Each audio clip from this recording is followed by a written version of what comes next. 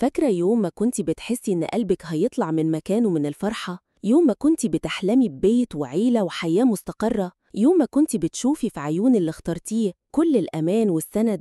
كنت فاكرة إن ربنا عوضني وإني بقيت اللي هيسندني طول العمر. شهر ونص بس، تخيلوا شهر ونص بالظبط كل الأحلام دي بتتحول لكابوس، كابوس يصحي قلبك من عز النوم. تخيلي جوزك اللي لسه عروسة معاه تسمعيه بودانك بيبكي بدموع بيقول أنا ميت من غيرها، ندمت إني اتجوزتها. مش مجرد كلمة، دي رصاصة في القلب. مش مجرد قصة سمعتيها أو شفتيها في مسلسل، دي قصة حقيقية، قصة ممكن تكون بتاعتك أو بتاعت حد قريب منك. ركزوا معايا كويس قوي، لأن اللي هحكيهولكوا ده هيخليكوا تعيدوا حساباتكوا في كل حاجة في حياتكوا. إيه السر اللي دمر حياتي؟ وإيه اللي ممكن يحصل لأي واحدة مكانها؟ يا جماعة، القصة دي مش مجرد حكاية عبرة، دي حتة من الواقع اللي بنعيشه، بتوجع القلب وتوجع الروح. بطلة قصتنا اسمها فاطمة، بنت زي الورد، متربية، بتحلم بالستر والأمان زي أي بنت مصرية. عمرها ما فكرت في الحرام، كل حلمها كان في بيت وزوج يحبها ويصونها.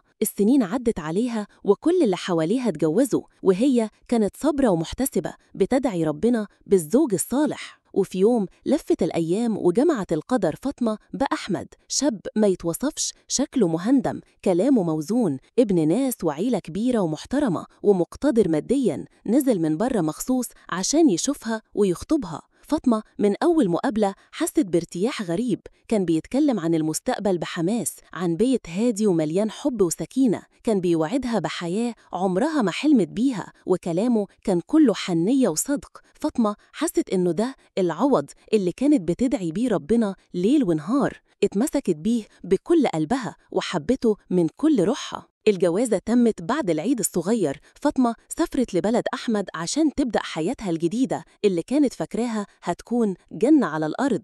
الأيام الأولى كانت زي الحلم بالظبط. أحمد كان بيعمل كل حاجة عشان يسعدها، بيهتم بيها، بيخاف عليها، بتحس إنه فعلا سندها وراجلها. كانت طايرة من الفرحة، حاسة إنها ملك الدنيا وما فيها، وإن ربنا رزقها بأحسن راجل في الكون. لكن يا عيني على اللي جاي، دوام الحال من المحال.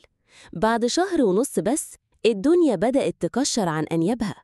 في يوم وفاطمة قاعدة جنب أحمد في هدوء البيت اللي كانت فاكراه حصن أمانها، أحمد كان سرحان، عيونه في الفراغ، وفجأة نطق اسم واحدة تانية، مها. الكلمة دي يا جماعة نزلت على قلب فاطمة زي قنبلة موقوتة. هي معلقتش، ما بينتش أي حاجة، بس الكلمة دي عملت شرخ كبير في روحها، فتحت باب لشكوك عمرها ما كانت تتخيلها. الفضول يا جماعة قاتل، والشك أكتر منه. فاطمة وهي قلبها بينقبض خوفاً قامت بالليل من جنب أحمد وهو نايم، ونزلت برنامج تسجيل مكالمات على تليفونه، عارفة إنها خطوة ممكن تهدم حياتها كلها، بس كانت عايزة تعرف إيه السر، عايزة تتأكد إن ده مجرد زلة لسان أو مجرد شبح ماضي عدى وانتهى. لكن اللي اكتشفته كان أكبر من أي كابوس وأقسى من أي خيال. لقت أحمد بيكلم والدته وصحابه، وكل كلامه عن مها، كان بيتكلم عنها بحسرة، بندم، وكأنها الهوى اللي بيتنفسه. كان بيقول لمامته إنه مش هيسامحها ولا هيصافي لأبوه أبداً عشان هما ضيعوا حب عمره من إيديه. تخيلوا يا جماعة، العريس اللي لسه متجوز لسه ما كملش شهرين بيقول الكلام ده عن حبه القديم. فاطمة قلبها اتقطع من جوه، بس حاولت تقنع نفسها إن ده مجرد كلام في لحظة ضعف، أو يمكن عشان زعلان منهم. أحمد كويس معاها ومادياً كويس وكل الصفات اللي كانت بتحلم بيها. قعدت تقنع نفسها إن ده مجرد ماضي وانتهى. لكن الصدمة الكبرى واللي خلت الدنيا كلها تسود أكتر في وش فاطمة كانت في مكالمة تانية، مكالمة كانت مها هي اللي على الطرف التاني. أحمد كان بيكلمها، بيطمن عليها، وصوته كان كله وجع وكسرة، بيبكي بدموع حقيقية، بيقولها أنا ميت من غيرك، أنا مش مبسوط معاها، يقصد فاطمة، أنا بتقي ربنا فيها بس مش عارف أحبها. وبيقعد يقول إنه ندمان ندم العمر كله، إنه سمع كلام أهله وإخواته وما اتجوزهاش. الكلمة دي ندمان إن اتجوزتها وقعت على قلب فاطمة كالصاعقة. يا جماعة تخيلوا الموقف ده، عروسة لسه في أول حياتها بتسمع جوزها اللي كان من أيام قليلة بيوعدها بحياة وردية بيقول الكلام ده عن واحدة تانية. قلب فاطمة اتكسر مليون حتة. كل الفرحة اللي كانت عايشاها، كل الأمل اللي بنته، كله اتهد في لحظة. حست إنها غريبة في بيتها، حست إنها مجرد بديل أو يمكن ضحية في قصة حب قديمة، قصة عمرها ما كانت طرف فيها. الأيام اللي فاتت كانت جحيم على فاطمة.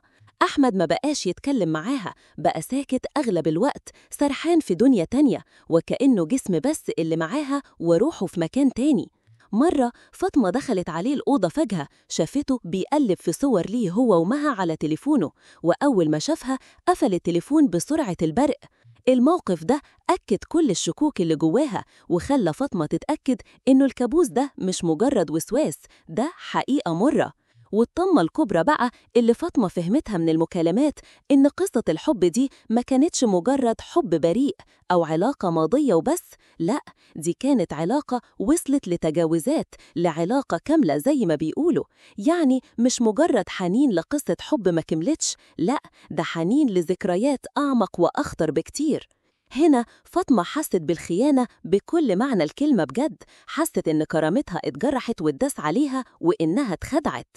دلوقتي فاطمة في حيرة بتنهش في قلبها، يا ترى تواجه أحمد باللي عرفته وتنهي المأساة دي، ولا تسكت وتتدمر من جواها عشان خاطر أمها اللي ممكن يجرالها حاجة لو اتطلقت دلوقتي؟